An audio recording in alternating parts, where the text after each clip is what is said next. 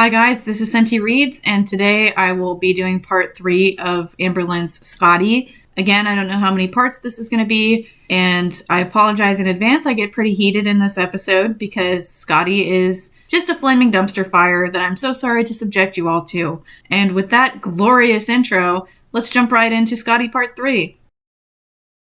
Jumping into part 13, you should remember from last time that Melanie just announced that she is pregnant by Mike, who just broke up with her. So let's get into it, guys.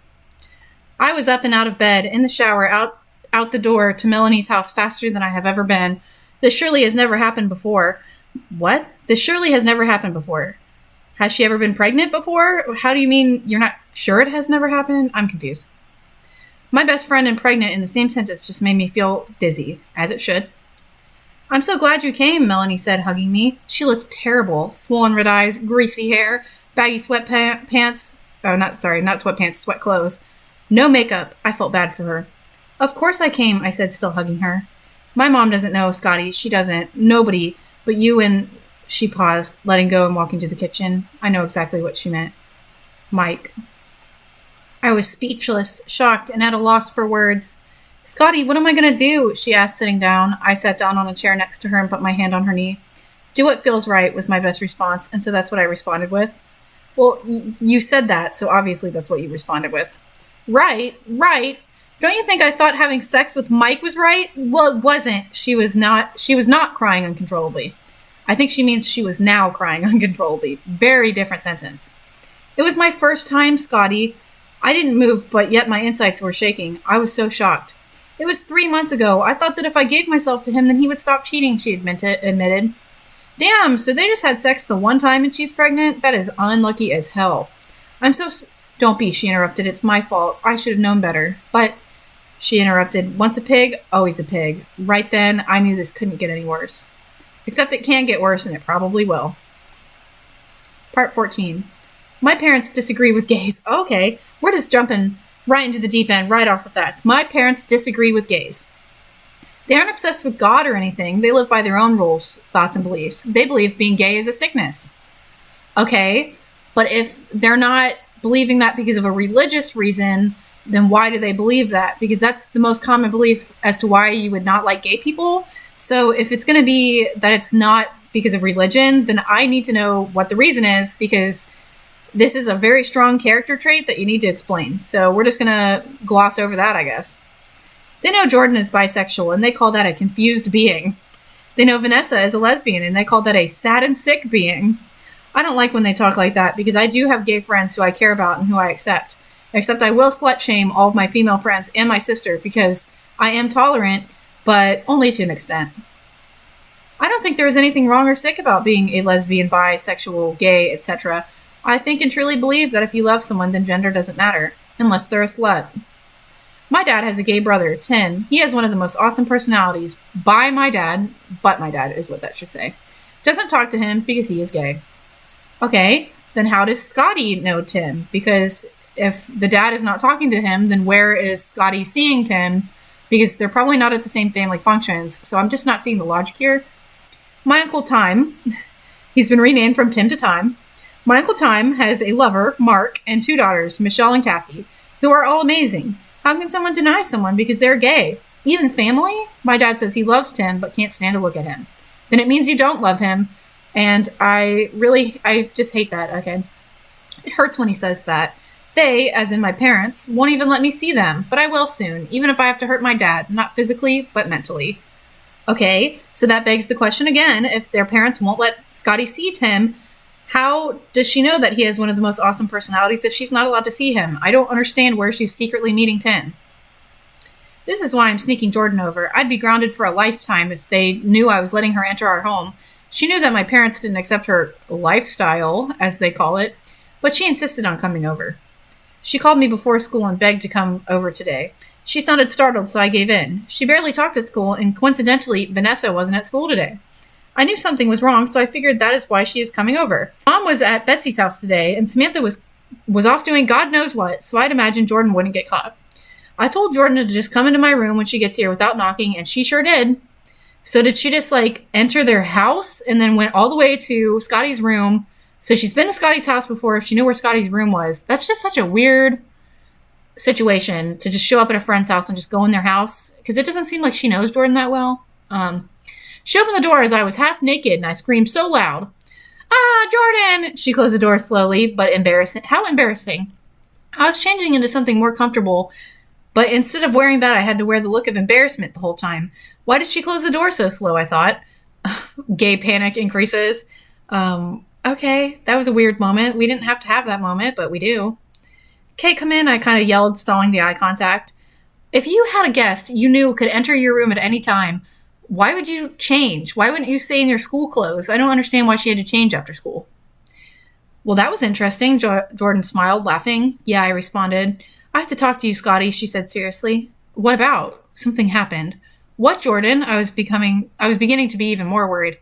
"It's Vanessa." "Yes? Is Vanessa also pregnant?" That's a joke. She started to tear up. I have never seen her cry before besides once, and that was when she started talking about her dad's accident and how he died. He got in a horrible car accident 3 years ago and didn't make it, sadly. Do people only die in Amberlynn's life in car accidents? Because that's how most of her characters have died, like in backstories. Okay. "What, Jordan? Tell me," I said, sitting down. She sat down next to me. Her mom left her weeks before, so she didn't have her. "She's in the hospital." Wait, so we're just going to casually say that Jordan is an orphan, that her father is dead, and her mom just left? Who is Jordan living with? We're not going to get any explanation on that? "She's in the hospital." I looked at her, waiting for more. "She got seriously hurt. They believe it was a hate crime." It took such effort for her to say it. Okay. So we've hit the pregnancy. We've hit the hate crime. I knew that both of these things would happen. But again, I just assumed that both of these things would be happening to Scottie because she's the main character. So we're only on part 14 of 90, and we already have a teen pregnancy and a hate crime. So I don't know what is going to happen after this. It's kind of a wild ride. "Oh, Jordan, I'm so sorry. I haven't said I'm sorry so many times in my life, it seems. So much going on." "Yeah, so much going on for you. Your friends are having struggles, not you. Don't make it about you." "It's not your fault. I want to find out who did this and..." No, don't think that way." I cut her off because I knew what she was going to say. "They can't get away with this, Scottie. The police will find them." "There's more." Again, more wetness and glossed her eyes. "She needs surgery." What? I asked, worried and confused. How can a hate crime be that bad? Just take a second to ruminate on that, guys. How can a hate crime be that bad?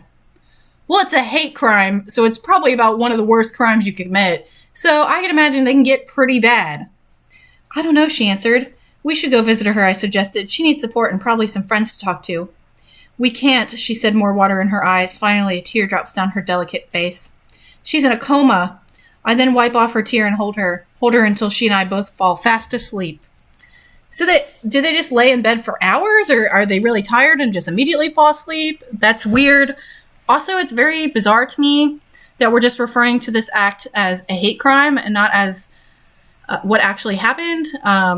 Did she get beaten? Was she ran over by a car? What happened to her to put her in a coma? I'm assuming that a group of people probably beat her, but we're not getting an explanation here other than a blanket statement that it was a hate crime. So we just need more detail here. Part 15. "What do you think you're doing?" I hear my mom yelling in my bedroom. I open my eyes and see Jordan sleeping in my arms. Great, I thought. This looks like a tad bit wrong, and of all people. "Mom, no, it's not what you think," I said, kind of pushing Jordan off of me as she woke up. "She sure was beautiful." Gay panic increases. "It better not be Scottie Marie." Of course her middle name is Marie. She was mad, very mad. Once she used my middle name with my first, you knew you were in for a rude awakening. "Hi, Miss Farrell. I'm sorry," Jordan finally spoke. "Jordan, leave." That's all my mother had to say to her. It disgusted me. As soon as I heard the front door shut, I watched her from my window, and then I finally broke the silence with my mom. That was wrong. Horrible. I can't believe you. She is my friend. Deal with it." I was trying not to cry. "You will never, and I mean never, talk to her again." That's all she said with furry in her eyes. That should be fury. And then left me alone after slamming my door and knocking the picture of me and Jason off my shelf and breaking it into 5 pieces. Only 5 pieces. That's weird she would count the pieces. Also, I don't understand why Amberlynn is suddenly doing this repetition thing. That's all she said with fury in her eyes and then left. Jason off my shelf and breaking. That repetition came out of nowhere. That hasn't been her style thus far, and I don't like it. Also, I really hate the trope of you see a situation that isn't the actual situation, you immediately judge, and then you run away before any discussion can be had. That's one of the worst tropes in media ever of all time, and I don't like it. I don't like that it happened. 16. I woke up in a weird mood. I woke up happy, but then slowly I got in a bad mood. Why would you wake up happy if everything around you is falling apart? I don't understand. So many things were going on, and I had a feeling it wouldn't end anytime soon. My sister was, I'm gonna fucking scream. My sister was the next school slut. Can we not? Stop being disgusting. Amberlynn, you are disgusting. You are a disgusting person for continuing to write this absolute misogynistic bullshit. You are disgusting.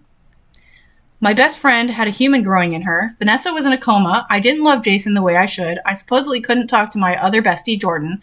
I was starting to think things might get worse. I can't hang out this Saturday, Scottie. We usually hung out every Saturday. Okay, I'm assuming this is Jason talking? I was glad he couldn't because it made it less stressful for me. I needed time away from him to think of how I was going to end this lie. Why not? I wanted to act like I cared. Busy with some friends. Okay, I didn't care. Then we walked down the halls in silence. That would be the first, surprisingly. I noticed something was bothering him as well. I wonder what. Watch where the fuck you're going, fatty, Jason said to this girl who accidentally bumped into him and all her books fell. Again, this is the person that Scottie loves so dearly as a friend. This absolute asshole who has been an asshole every time we have seen him in this book. Shut up, Jason, I said, bending down to help her pick up her books as Jason kept walking. Gosh, he was such an ass lately. He's probably always been an ass. I'm so sorry. Wow, she has the most beautiful green eyes I have ever seen. It made me speechless. I'm used to it. She seems so shy. I realized that she was the one who helped me in history the other day. Okay, is this going to be Scottie's love interest? Because we still haven't gotten a name for her. You shouldn't be, I said, all of a sudden nervous. We were now standing in silence and she started to walk away. See you in class, I yelled out to her, watching her walk away with long hair flowing perfectly, but yet I hear an oink noise coming from a distance directed toward such a sweet, gorgeous girl. Then the bell rang. It made me jump. I had one class left because I am ditching last period. And we're not going to explain why she's ditching last period. We're just going to end it there. And also, if this is the meet cute, again, really no chemistry here. We're getting no description of what this girl looks like other than that she has pretty eyes and she's apparently fat because people are oinking at her, but okay. 17. This sure was a thrill. This is my first and last time ditching school. I just needed to see something. My school was huge, so I imagine nobody saw me run as fast as I could across the campus and past a few bathrooms. There was probably so much going on in each class that they didn't need to look outside. Who does not look outside the window during class? Because I feel like I didn't even pay attention to the teacher. I was just always looking out the window. I was right. I made it, and then I was free. I waited at the bus stop for a goo half hour and pay my $1, then sit in the only seat free with a teenage mom with a baby boy. I just smile and picture Melanie. Okay, but I thought we weren't happy that Melanie was pregnant, and now all of a sudden it's a positive thing and we're excited. I don't understand. And Melanie has never said she was going to keep the baby, so I guess that's what she decided and we just weren't told about it. Finally, my stop, Rosebud Hospital, because hospitals are named like that. Rosebud Hospital was the biggest hospital in all of the United States. What? Okay, okay, and it's called Rosebud. Okay. It was known for, well, doctors, capitalized doctors. Probably the best doctors, capitalized doctors, in all of the United States. Well, if it's the biggest hospital, they probably have the best doctors because they have the most funding. That's sort of how that works. I was nervous about being here alone. I've been here a few times and been lost each time. It was definitely a maze. It was good exercise trying to find where your appointment was. I sure do feel bad for those who are trying to find the right emergency room for whatever their emergency might be. There are delivery emergency rooms, broken and sprained bones emergency rooms, H1N1 emergency rooms. There's the GNE emergency room for people who stepped on glass, nails, etc. There are life or death emergency rooms for those such as Vanessa, I would imagine. There are several other emergency rooms too. What?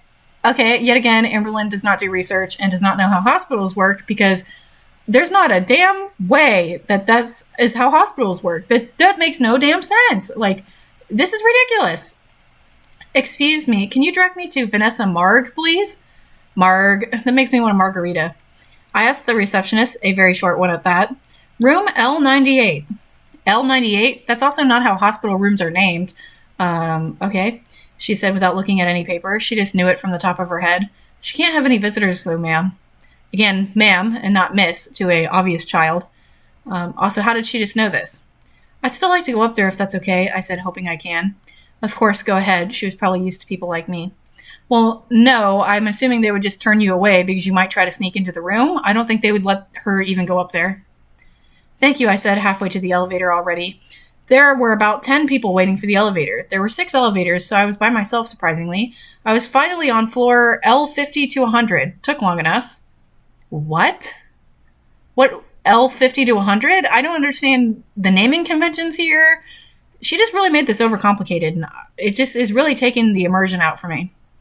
I walked slowly, trying to find room L98. I passed a crying crowd hovering over a bed in one room, a laughing kid with a huge leg cast in another, a sleeping soundly lady in one, and eventually here I was, room L98. L90 to 100 were different, smaller rooms. The other rooms had huge doors with no windows. L90 to 100 had a door, a closed door, and a huge window to look through. I guess that's the only way for loved ones to visit such rooms like these. What? What?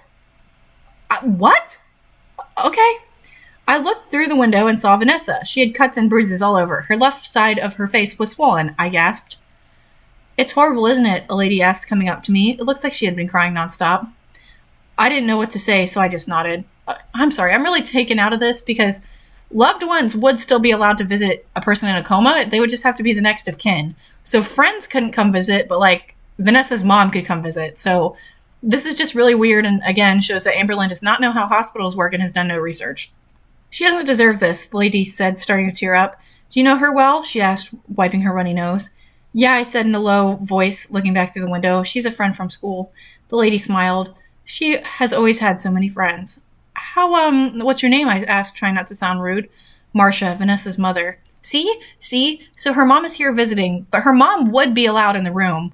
I don't understand why she has to stay in the hallway. As I said, next of kin would be able to go in, just not friends. Oh, wow, they look nothing alike, I thought. I felt so bad for her, though. So tell me what either of them look like, because I don't know what either of them look like, so this statement means nothing to me. I'm so sorry, I said. Yet again, I am sorry. Everyone is. This has been so hard for me. They let me in once a day to talk to her, help her get out of her coma, but nothing. She started crying pretty hard. If you ever need anything, I said, you're welcome to come over to my house. My parents are completely understanding, even if, oh no. Even if my daughter's a lesbian, she snapped back angrily. I'm sorry, I didn't mean, just leave. You don't need to be here. I looked at Vanessa one last time and left. Why would Scottie think that's a good idea? She knows how her family is. I mean, I guess she said that in the heat of the moment, but still. Part 18. Dad's on the phone. Sounds mad, Samantha said with an evil smile. Bitch. Dad, I said, kind of scared. How was school? He didn't sound mad. Thank good. Instead of thank God. Good, thanks. Phew. How was last period? Fuck. Stupid school. Good.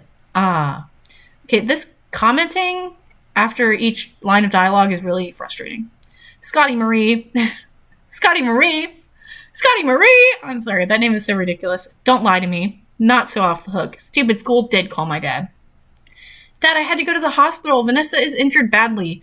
I might as well be honest. Well, why didn't she go after school? I'm not understanding why she had to cut school to go. That was never explained why she couldn't just go after school was over. What happened? Actually, I'll talk to you about it tomorrow night, but until then, you're grounded. Wow, no sympathy. Come on, I said, sighing hard. You shouldn't ditch school for any reason at all, he said, hanging up. Love you too, I thought. He was probably more mad at the fact I ditched school for a lesbian than me all around ditching. Well, how does he know that Vanessa's a lesbian? Like, how would he just know that? Is he psychic? I don't understand. Part 19. That sure was a workout, I said, hopping off the treadmill. Yes, even though I'm grounded, me and my dad still do our Wednesday nights, working out at the gym, then ice cream. We both joke about it, how we burn off the calories, then just eat them times 2 with all the ice cream we eat. That is the dumbest thing I've ever heard. You did good today, S. That's what my dad called me. Don't know why. Okay. Thanks, so did you, Pops, because everybody has called their dad Pops. Race you to the car. He was very competitive. I started running right when he said anything. I won by less than a second. I let you win, liar, I said, getting into the car. My dad sure was a sore loser sometimes. Your dad sounds like a jerk. S, we need to talk, he said, driving. Yes, I hate talks. You're free. What was he talking about? You are not grounded anymore. No curfew either. What? Really? I was thrilled, but thought there would be a catch involved. You're growing up. You need to start making your own choices. He looked sad to let me grow. Dad, I can still have a curfew, I said, trying to make him feel that I'm not going to grow up that fast. His eyes lit up. Just make your own choices, dear. I smiled. I was talking to Jordan when I got home, and I was smiling even bigger. I'm not longer grounded from Jordan either. Then I blushed. Okay, so is Jordan her love interest or that girl in the hallway? And also, they mentioned that What's-Her-Face is pregnant and then haven't brought it up since. And then she's happy to talk to Jordan, knowing that her girlfriend is in the hospital in a coma and she's going to move in on Jordan. That's fucked up. Okay. 20. Online chat conversation. Online chat conversation. Great. Jordan, hi, how are you? Scottie, hey Jordan, guess what? You finally had an orgasm? Jordan! I'm kidding, what? I'm not grounded, nor have a curfew anymore. Why do all these people say nor? This is not the first time she said it, and people don't talk like that. Talking through online? You mean talking online? Talking through online chats? Oh my god, this is ridiculous. Talking through online was a big way of communication for me and Jordan because my parents rarely allowed her to call. Jordan, really? Smiley face, come over then. Shut up, winky face. So how's Vanessa? Again, she's moving in on Jordan, knowing that her girlfriend is in the hospital and might not wake up ever or for a long time. And she's just going to move in on her like that? That is so disrespectful. Last message sent at 11:06 and now it's 11:12. I hope she wasn't mad. She hasn't replied in 6 minutes. I didn't mean to make her mad. So then don't move in on her when you know she has a girlfriend and a sick girlfriend. Also, what is up with these asterisks? This makes it sound like an ooh-woo RAR XD roleplay from the early 2000s. Don't put asterisks in your writing. Jord? I'm sorry, she's not good. Do you want to talk about it? I'm here for you. Last message sent at 11:14 p.m. and now it's 11:21 p.m. I guess Vanessa was a sour subject for everyone. Okay, so she didn't reply to you for 7 minutes and that was enough for you to say she's done with this convo? Oh my god. 21. You have received a message. My automatic computer made me jump.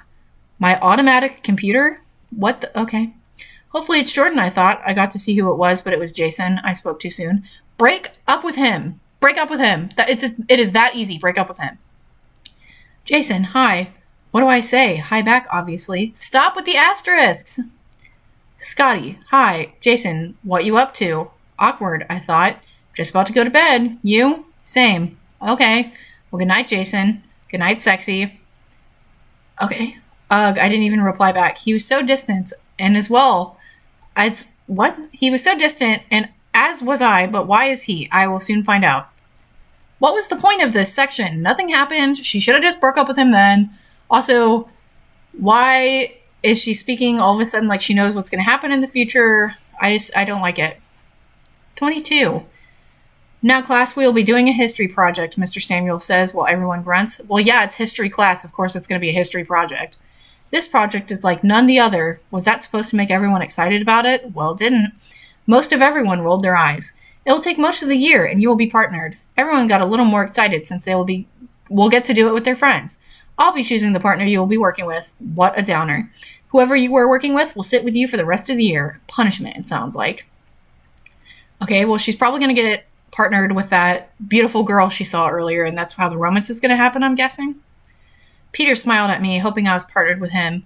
How does she know that that is what Peter is hoping? Is she a mind reader? All she can do is look at him and see he's smiling. She doesn't know what he's hoping and thinking. This is a perspective issue here, and Amberlynn does this a lot. I smiled back in a friendly way. I hope he didn't think anything of it. Okay, now everyone stand up and I will sign your partners. Everyone stood up as if they weighed 1,000,000 pounds, and it looked like it was the hardest thing to do. He started partnering people. Oh, I'm going to scream. Miley and Amber. The true Amberlynn fans will understand why that's funny. Christine and Tony. George and Judy. Crystal and Nina. Again, true Amberlynn fans will know Crystal and Nina's funny. Also, Becky and Lynn. Another Amberlynn reference. Peter and Jason. Wow, Jason hates Peter. Sally and Lou. James and Jill. Where's my name? Jessica and Marcy. And the list went on until I heard my name. Scottie and Stephanie. Now everyone find your partner and sit down. Who is Stephanie? I stood there looking like an idiot until I heard someone behind me. Scottie, we're partners. In such a low voice, I'm surprised I heard it with all the noise. I turned around and saw the beautiful green-eyed girl, because this was not predictable in the slightest. You must be Stephanie, I smiled, with a hot feeling going to my cheeks and definitely noticeable. She helped me in class once and bumped into Jason, and I still never got her name, but I'm glad I did now. We sat down and she was very distant and shy. I hope she didn't think I was mean like my boyfriend. I would think you were mean like your boyfriend if you put up with the way he acted. Mr. Samuel blabbered about the project for the rest of the period. It bored me and the rest of the students to tears. I caught Stephanie staring at me once, then for the rest of the class she didn't even look my way or talk to me. Finally, at the end of class, I went up to her right when she left the room. It was nice to meet you, Stephanie, I said, trying to be nice. I mean, she's going to be my partner the whole year, so we had to be on the same page. She just looked at me and then smiled and walked away. Did I do something wrong? Broccoli in my teeth? Was my makeup utterly messed up? Nah, can't be. Love the confidence. I went to my next class, realizing I have 4 out of 5 classes with Stephanie a day. I have 4 out of 5 chances a day to make my partner at least my acquaintance. 23. We'll read like maybe 1 or 2 more sections. I'm getting really tired of it, guys. Playing Super Mario Party with Samantha was always fun, even if she's wearing a look-alike prostitute outfit right beside you. I'm gonna scream. I'm gonna lose my damn mind. Why does she keep doing this to me? I feel like at this point it's a personal slight against me, even though Amberlynn does not know I exist. Okay. Sorry, guys. I had a whole ass moment there. Also, what's up with all the S names? Samantha, Scottie, Stephanie. It's confusing. Ha, I won again, Samantha yelled, leaning back a little too much. Oh God, Sammy, change your damn skirt. I saw way more than I wanted to see of my sister. Shut up, look what you're wearing. If she actually thought my outfit was as bad, then she was clearly blind. I was wearing a zebra print striped spaghetti strap with tight short jean shorts that were black. I guess it was not exactly a geek outfit, but it wasn't slutty either. Girl is sitting here in booty shorts and an animal print top and is like, I don't look like a slut. Stop. You're a disgusting person.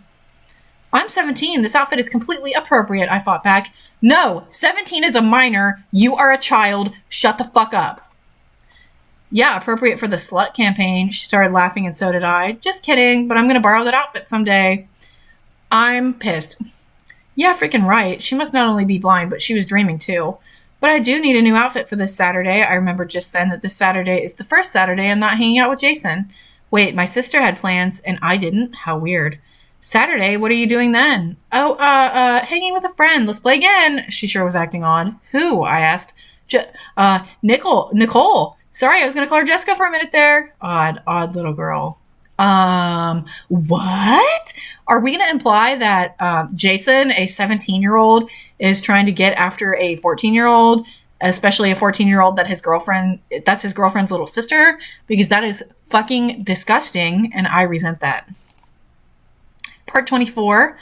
We'll read up to part 25, and then I gotta be done because I'm just disgusted and pissed. Hi, Melanie. How are you feeling? I asked over the phone. I'm okay, thanks, hon. I was wondering if you'd go with me to my appointment on September 8th. I find out when I'm due, which I pretty much already know, but they're gonna give me an ultrasound and all that. She was out of breath after saying all of that. Girl, me too. Also, we're just gonna not see most of her pregnancy. Like, when that pregnancy was announced, I kind of thought that would be a really big plot point, and it's just not, and it's weird. Yes, of course I'll go. I'd do anything for her, and with her if she needed me. I'm going to find out the sex of the baby. I'm so excited. Really, as long as that's what you want to do. I do. So how's everything else? It's okay. I'm going back to school in a few days. My mom thinks I have the flu. Been puking a lot, I asked. Okay, so I've admittedly, I don't know much about pregnancy. I don't have any kids myself, but if you are far enough along to tell the gender of the baby, wouldn't you be more visibly showing, and people would be able to look at you and know you're pregnant? Again, I could be totally wrong here, but I think that's a little far along to still keep that a secret. Been puking a lot, I asked. Unfortunately, my teeth are purely white from all this teeth brushing. We both laughed. Melanie, I asked after silence. Yeah? How long have you known? Hopefully it's an answer I want to hear. 10 minutes before I called you. Thank God. I'd feel crappy if she knew for a while and didn't tell me. Knew what? That she was pregnant? Because now we're implying that a lot of time has passed if she's already ready to know the sex of the baby. So multiple weeks have passed at this point. We're just going to gloss over that. Is Vanessa still in a coma?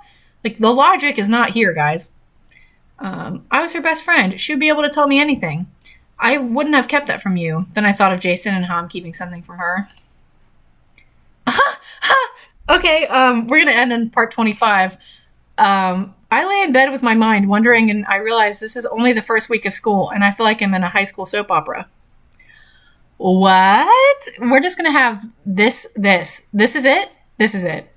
Also, it's this. Okay, so my previous point about a lot of time having passed is clearly not true because it's only been a week. So, how long has Melanie been pregnant? Wait. Okay. Sorry, guys, I changed my mind. I just remembered that she said that she had sex with Jason 3 months ago. So she's at least 3 months pregnant. Again, I do not know a lot about pregnancy, so I don't know if you'd be visibly showing at that point or if you would be able to tell the sex of the baby at that point. I am personally ignorant on that fact. But how did Melanie miss 3 periods before taking a pregnancy test? That's what I want to know. Because if I missed even one, boy howdy, you know I'm going to piss on a stick. And with that, let's end there before I lose whatever sanity I have left.